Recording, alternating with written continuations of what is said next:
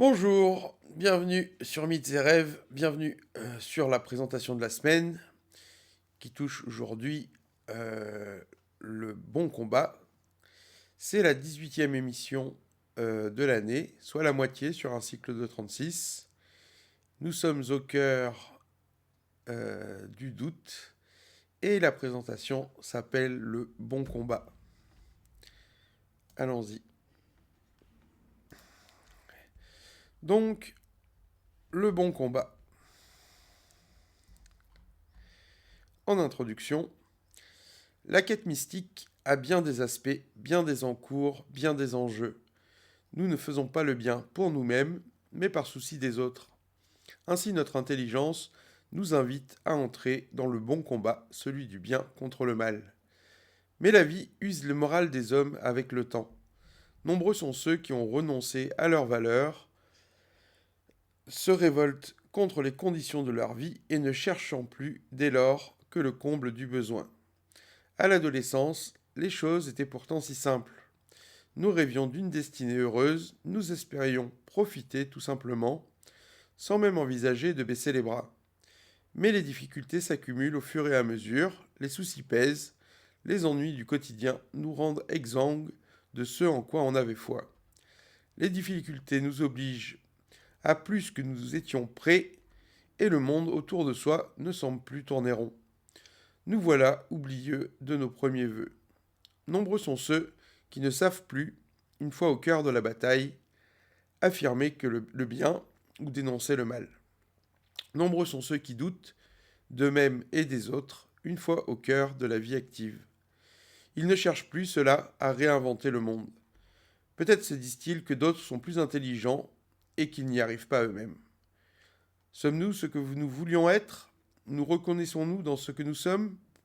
Qui a su garder son cœur d'enfant une fois confronté à l'âpreté du monde? Est-il possible d'incarner son rêve, sa légende dans ces conditions? Ceux qui se battent encore pour ce en quoi ils croient sont rares, trop rares, tout comme l'espoir ici-bas. En première partie, le guerrier de la lumière. Selon la définition de Paulo Coelho, le guerrier de la lumière est celui qui n'a pas renoncé à mener le bon combat, le combat de ce en quoi il croit, malgré la difficulté certaine que cela implique. Ce guerrier sait que le combat se déroule en lui autant qu'autour de lui. Il sait que les conséquences sont de la plus grande importance. Le monde est de plus en plus complexe, vaste, connecté. Le jeu politique bat son plein et les partis s'affrontent, nous invitant à trancher les débats par le vote. Reste-t-il quelqu'un en qui croire? Reste-t-il une valeur éternelle en notre cœur? Ou sommes-nous simplement au hasard sur la grande route? Que sait-on affirmer sans être démenti? Qui prétend encore être ce qu'il est sans compromis? C'est le métier des politiques d'incarner les idées et de les faire vivre. Mais avons-nous l'impression d'être pris en compte par ceux qui nous représentent? N'ont-ils pas tous étudié dans les mêmes établissements? N'ont-ils pas profité de conditions meilleures que les nôtres? Sommes-nous du même monde qu'eux, tout partis confondus? Croit-on seulement en ce qu'ils disent? Ne se servent-ils pas de leur discours pour un statut privilégié? En qui croire? En qui se reconnaître? Qui sont vraiment ceux que je voudrais être? Le doute, le doute gagne avec l'âge, la certitude s'évince avec le temps. Combien sont-ils restés fidèles à eux-mêmes? Combien ont échoué à persuader leur bonheur? Combien sont ceux qu'ils voulaient être? Combien sont ceux qui ont renoncé? Combien réussissent et au contraire, combien pâtissent du jeu de la réalité tel qu'il est? Voilà donc la base de mes interrogations.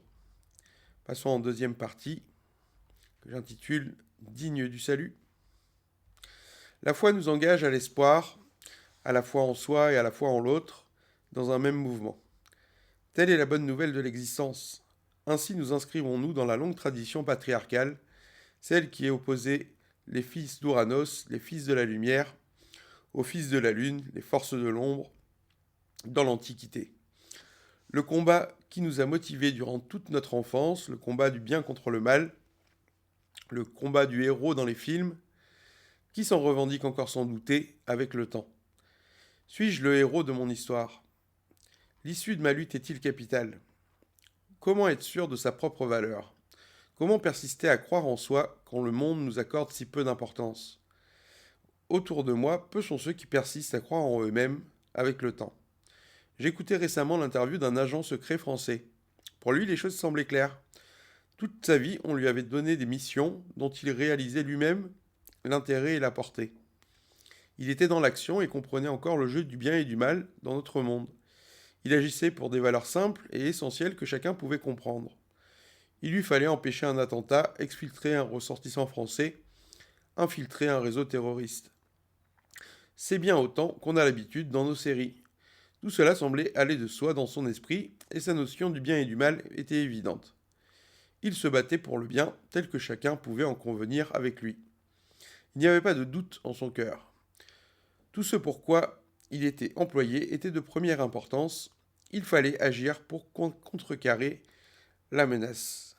Combien sont ceux qui savent encore affirmer sans trembler que le bien est bien et que le mal est mal, tout simplement? La confusion règne. En troisième partie, l'épreuve de la fin. À l'heure des vérités alternatives et dans la confusion immense de notre époque, il n'a peut-être jamais été aussi difficile de croire en soi. Nous ne sommes pas jugés sur ce que nous faisons, mais sur ce que nous pensons avec du recul de ce que nous avons fait. Le bien et le mal est un terrain d'évolution. Son champ est vaste comme l'humanité est nombreuse. Qui saurait peser les cœurs sans se tromper? Tous les avis se valent aujourd'hui, semble-t-il. Quand bien même ils affirment des choses opposées. C'est donc à soi de trancher. Sans la spiritualité, comment ne pas se perdre dans les méandres de cette complexité? Le chemin nous use jusqu'à en perdre nos convictions, jusqu'à perdre confiance en soi, parfois. Le débat médiatique met sur le même plan des choses qui n'ont pas la même valeur. Chacun avance dans sa propre direction sans se soucier des autres, sans plus attendre de bonnes nouvelles. Les temps sont durs, assurément. Combien faut-il encore attendre pour que le monde retrouve ses marques, ses repères, sa direction, ses valeurs, son combat? Qui sont les amis, qui sont les ennemis du futur qu'on espère, du futur en lequel on voudrait vivre? Qui y voit clair? Qui comprend le sens de la marche? Qu'attendre du futur? En quoi avoir foi? Comment ne pas désespérer? Qui prier? L'époque est difficile et peu nombreux sont ceux qui en profitent. La plupart d'entre nous perdent espoir. C'est pour autant ce par quoi il faille passer, semble-t-il. Conclusion, l'heure est grave et nombreuses sont les menaces qui planent aujourd'hui sur la paix. Nous nous battons tous, chacun de notre côté, sans forcément comprendre où tout cela nous mène. L'époque est critique et demande beaucoup à quiconque et à n'importe qui. Cette exigence est le signe d'un grand bouleversement, d'une grande remise en cause dont chacun veut sortir grandi, gagnant, s'il tient jusqu'au bout. Où est le bien, où est le mal? Rien ne semble moins clair, rien n'est plus obscur en ce moment. Nous sommes au cœur d'un cyclone, au moment même où tout se joue. Nous sommes au cœur du doute. Nous sommes au cœur du mal, et très peu en ont conscience, ainsi pèse-t-il encore plus lourd sur les autres. C'est le fond de la cuve de l'amère colère de Dieu, c'est ici la gloire du mérite, c'est la douleur nécessaire. Par cet effort à tenir bon, nous nous rendons dignes de quelque chose. Mais quoi? C'est à chacun de le persuader. Voilà donc pour cette présentation qui a l'honnêteté de présenter mes doutes là où ils sont et l'amer regret d'une certaine dispersion des valeurs en lesquelles je croyais adolescent, dans lesquelles ma génération croyait aujourd'hui, dans cette époque terrible. Je vous invite donc jeudi prochain à 18h pour le live pour en débattre. D'ici là, je vous souhaite le meilleur. Vous avez en lien ici le résultat de... Vous aurez ici le résultat de la discussion disponible à la fin de la vidéo. Je vous souhaite le meilleur et je vous dis à bientôt.